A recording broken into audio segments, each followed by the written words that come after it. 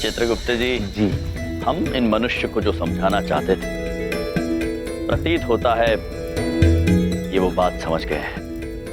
प्रभु, समय आ गया है विद्युत वापस लाने का। चलिए खंबाल लगा के आते हैं वापस। चलिए प्रभु, चलिए। मित्रों, आप लोग ये खेल खेलते रहिए, हम अभी थोड़ी देर में वापस आते हैं। आ जाओ। ठीक है, आइए चित्रगुप्त। चलिए प्रभु।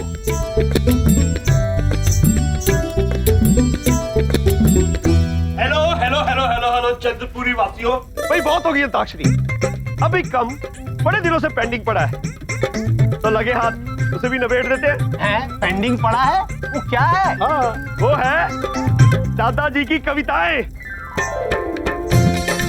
आज सारे का सारा मोहल्ला इकट्ठा है, आज कविताएं सुनाई दो।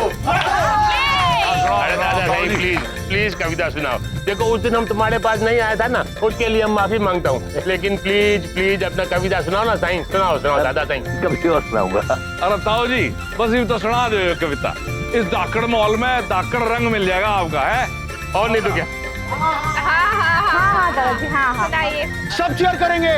दादाजी दादाजी दादाजी दादाजी दादाजी दादाजी।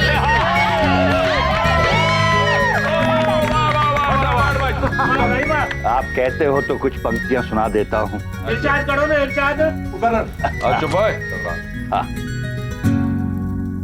कहत कवि सत्तू सुनो भाई, एक पते की बात, जीवन फीकी बर्फी है, घर ना हो सबका साथ। वाह वाह वाह वाह सही वाह। कोई टीवी ऐसा बना नहीं जो सुन ले आपकी बात, किसी मोबाइल में ऐसा ऐप नहीं जो हाथों पे रख दे हाथ।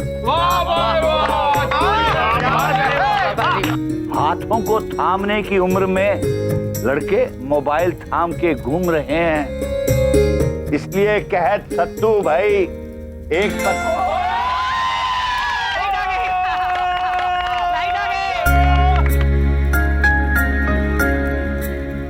अब तो लाइट आ गई है, सब लोग घर में जाकर क्रिकेट मैच देखेंगे। दादाजी, अरे ताऊ जी क्या बात कर रहे हो? आपने कितनी धाकड़ कविता सुनाई है। आपकी कविता के सामने ना तो कोई टीवी का प्रोग्राम ठहरा और ना ही कोई क्रिकेट मैच। भाइयों, भाई मैं तो ताऊ जी की धाकड़ कविता सुने बगैर जाने वाला नहीं हूँ। पापा जी सुनाओ सुनाओ जी, सुनाओ। ताऊ जी। अच्छा अच्छा, सुनाता हूँ। कहत कवि सत्तू सुनो भाई,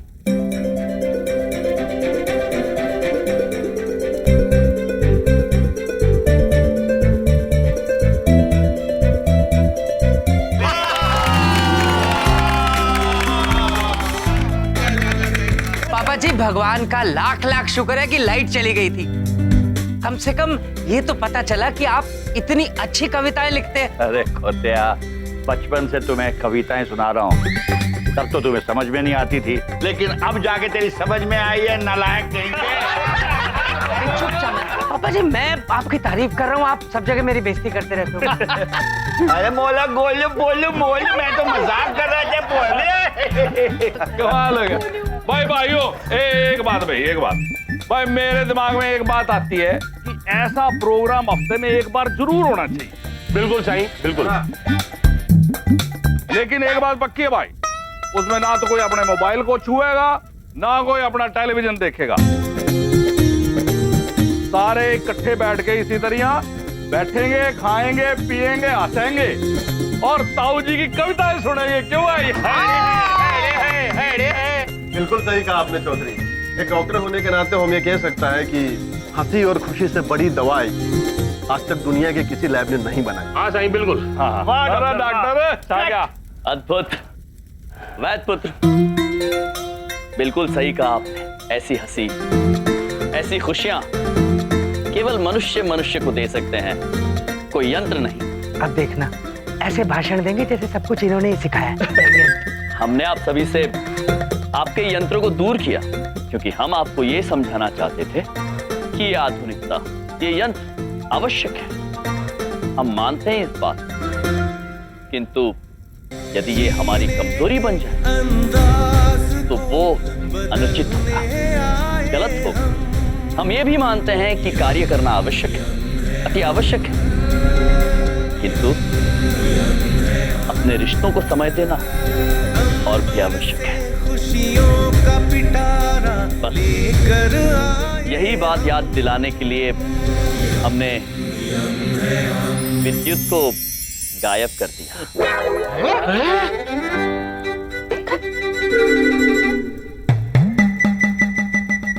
अच्छा अच्छा अच्छा, तो विद्युत तुमने गायब कर दी थी है ना, खंबा उखाड़ के। बिल्कुल सही कहा बबलू पापा। हाँ, प्रभु ने खंबा उखाड़ के अंतरिक्ष में फेंक दिया और फिर आप सबको जब मिलनसार होते हुए देखा तो फिर से लगा दिया। आसान था इनके लिए। लो भाई, हाँ, पहले ये छोड़ते थे, अब ये भी छोड़ने लगे। यार याम, ये तो मुझे नहीं पता कि ये काम तुमने किया है या नहीं किया, लेकिन हाँ एक बात जरूर कहना चाहूंगा कि जो तुमने कहा वो बिल्कुल सही कहा। एक बात पूछे, हमरे भैया ना कभी कोनो गलत बात करते ही नहीं। ये कभी कोई गलत बात नहीं करती क्योंकि यम है ये। हाँ भैया, यम है आप।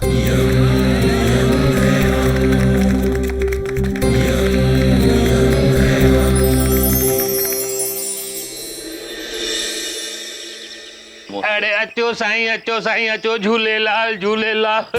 अरे तुमने तो हमारा रोज गरम गरम समोसा खाया है, आज तुम ये खा के देखो, ऐसा कलेजे में ठंडक पहुंचेगा, ऐसा ठंडक पहुंचेगा कि क्या बताऊं। कुछ क्या है ये? अरे कौन से अकाल पीड़ित इलाके से तुम लोग आया है? ये आइसक्रीम है, आइसक्रीम। आइसक्रीम देखा नहीं कभी तुमने? आइसक्रीम? प्रभु, आइसक्रीम। आइस मतलब हिम और क्रीम मतलब मलाई। अद्भुत है चित्रगुप्त जी, मनुष्यों ने हिम की भी मलाई निकाल के जमा दी। अद्भुत है, आइए इसे खाते हैं। जी। अरे क्या करता है बाबा? अरे रैपर तो निकालो बाबा। रैपर? अरे रैपर, ये पन्ने का रैपर, इसको ऐसा खोलने का, ऐसा निकालने का और ऐसा खाने का। खाओ, अरे खाओ सही। प्रभु, अद्भुत है चित्रगुप्त जी। खाओ सही, खाओ। चित्रगुप्त जी, ये नारंगी रंग और आपका हरा रंग। प्रभु अद्भुत, सफेद हिम की मलाई का रंग हरा और नारंगी। अद्भुत है चित्रगुप्त जी, रंगीन है।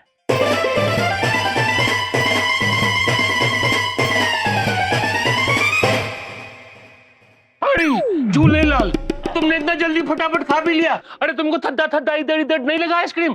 ठंडा लगा इसीलिए तो खा लिया पुत्र। आपके पास और होगा? अरे चंदनानी, ये सही मौका है पैसा कमाने का। आज तो बस बलदेव साईं को लूट लूंगा मैं, सच्ची। अरे हाँ साईं, बहुत सारा है, लेकर आऊं? जी। अरे अभी लाया।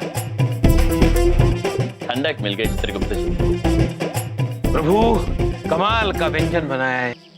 ये लो साईं, थद्दा थद्दा आइसक्रीम, खाओ, ऐश करो। प्रभु,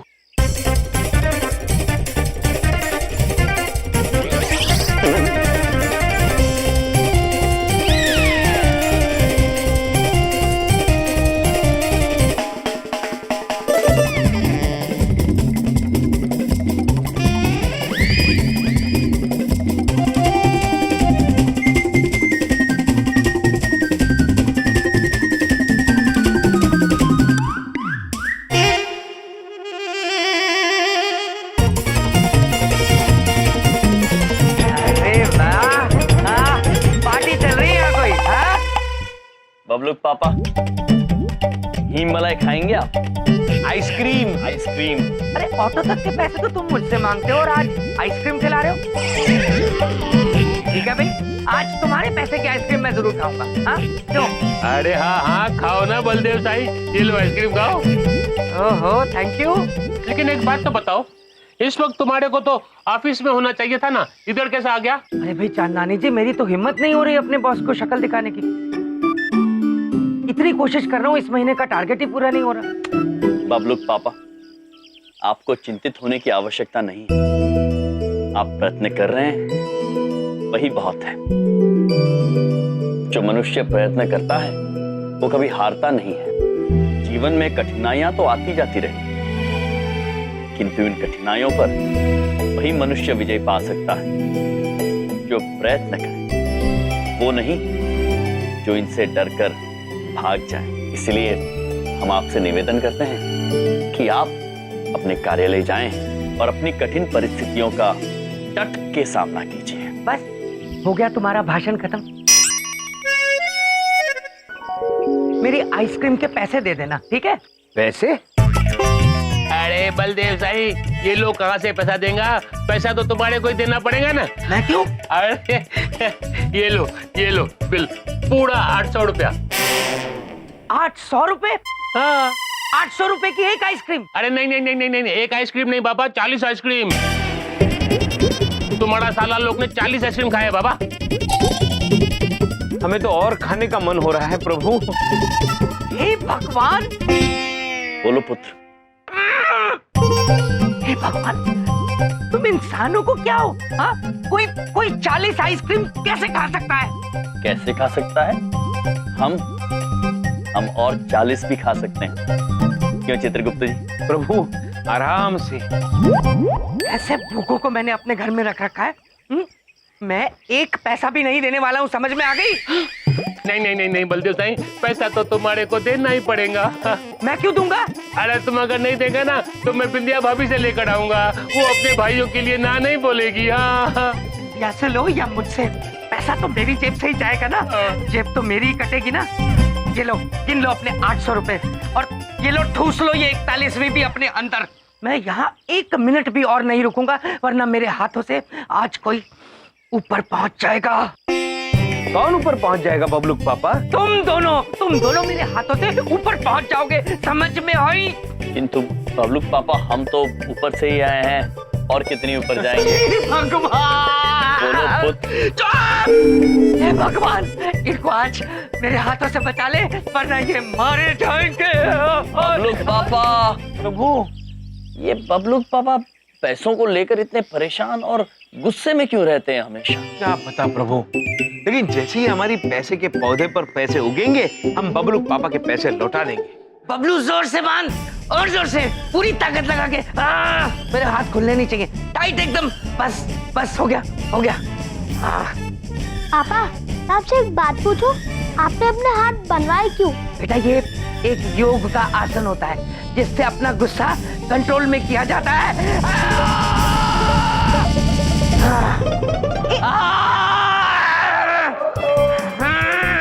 बबलू पापा, एक बात पूछे, किसने मान दिया आपको? बिंदिया, मैंने अपने आप को खुद बनवाया है, क्योंकि आज अगर ये मेरे हाथ खुले रह गए ना तो मेरे हाथों को ही मारा जाएगा। बबलू पापा, कौन मारा जाएगा? तुम्हारे भैया। हमें भैया? बबलू पापा, आप शांत हो जाइए।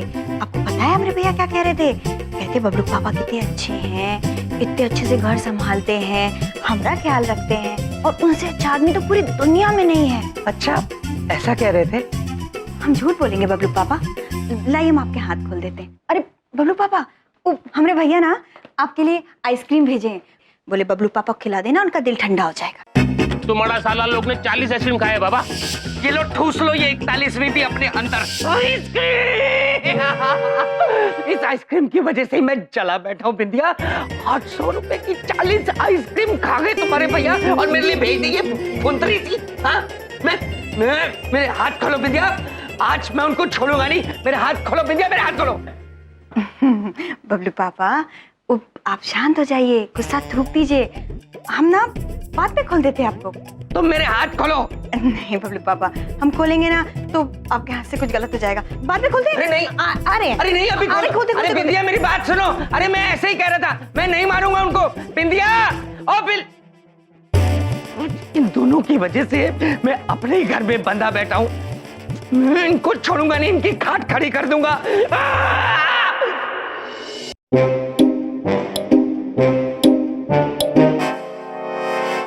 प्रभु! चित्रगुप्त जी, हमारे पैसों का पौधा भैंसा खा रहा है। हाँ प्रभु, चलिए चलिए प्रभु, शीघ्र चलिए। हमारा पौधा, हमारा पौधा, हमारा पौधा प्रभु, पौधा। चित्रगुप्त जी, जी कोई फायदा नहीं है, पौधा तो वो खा गया है। हाँ। बस गमला बचा है, किंतु हमें बुरा इस बात का लग रहा है कि ये भैंस पुत्र पौधा खा रहा है। क्यों भैंस पुत्र, आपके पास खाने को और कुछ नहीं है? हमें तो जो मिलता है हम खा लेते हैं, मासूम है। हमारे पिताजी भी कुछ भी खा लेते थे, दादाजी भी पुश्तैनी है। क्षमा चाहते हैं पुत्र, हमारे बबलू पापा हमें पैसे नहीं देंगे, वरना हम आपके लिए भी हीम मलाई लेकर आते हैं। हाँ। तुम मेरी बात समझ कैसे रहे हो? इतने अजीब से कपड़ों में हो कौन तुम? प्रभु, ये भी कह रहे हैं कि हमने अजीब कपड़े पहने हैं। पुत्र, हम ऐसे ही कपड़े पहनते हैं, यम है हम, और ये हैं चित्रगुप्त। वैसे आपको देखकर हमें हमारा भैंसा याद आ गया। प्यार से हम उसे महेश पुकारते हैं। कितना नटखट है वो, आप ही की तरह भोला है, चंचल है, बदमाश है वो। चित्रगुप्त जी, प्रभु वो महेश है, बदमाश। महेश। उसकी वो मासूम आंखें, उसकी वो लहराती पूंछ, उसकी वो मस्त चाल, और उसका वो प्यार से रंभाकर हमें पुकार। अद्भुत। काश कि हमारा महेश इस वक्त हमारे पास हो। कहाँ है आपका महेश? वो ऊपर यमलोक में रहता है, हम भी वही रहते हैं। अभी अभी आए हैं यहाँ, उससे मिलने वापस अवश्य जाएंगे प्रभु, और फिर धरती लोक पर आ जाएंगे। मैं ही मिला हूँ क्या तुम्हें बेवकूफ बनाने के लिए? भैंसो मतलब कुछ भी मान जाऊंगा। यमलोक में रहते हो हैं? देखिए प्रभु, ये भी हमारी बात का विश्वास नहीं कर रहा है। चित्रगुप्त जी, जी ये विश्वास करे या ना करे, हमें महेश की बहुत याद आ रही है।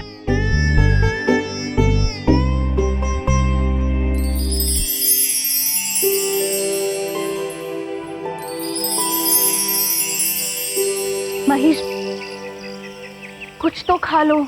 हमने आपके लिए कितनी सारी लोरियां गाई, फिर भी आप कुछ नहीं खा रहे। हट ना करो। देखो, आपके सामने कितने सारे फल रखे हुए हैं, जो आपको अच्छा लगता है खा लो।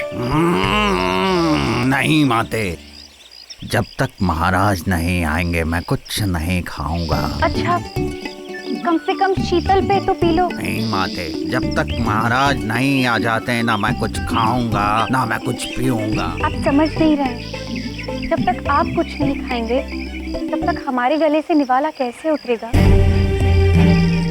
माते, महेश महाराज को बहुत प्यार करते हैं, वो नहीं मानेंगे। अब तो आप महाराज को आने का संदेशा भिजवा ही दीजिए तो ही बेहतर है। तुम ठीक कह रही हो सुलेखा। नारद जी, दर्शन दे नारद जी। नारायण नारायण। प्रणाम दुमोरना माते। कहिए माते, आपने हमें कैसे याद किया? नारद जी, एक बहुत ही जटिल समस्या आ पड़ी है। देखिए ना, महेश कुछ भी नहीं खा रहे, उनके सामने इतने सारे फल रखे हुए हैं। नारायण नारायण। बस दुमोरना माते, इतनी सी समस्या, इसे तो हम अभी हल कर देंगे।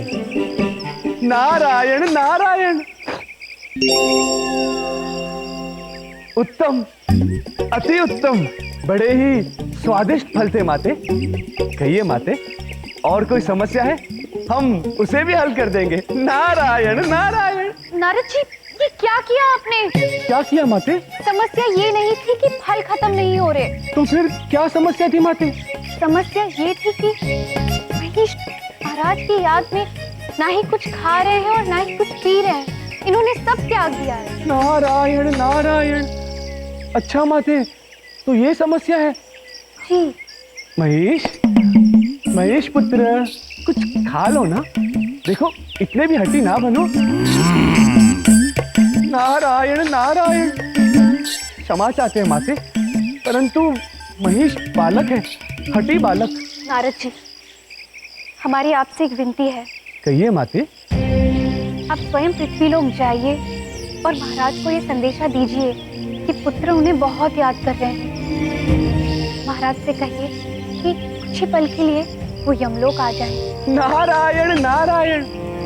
जैसे आपकी इच्छा माते, हमें आज्ञा दीजिए।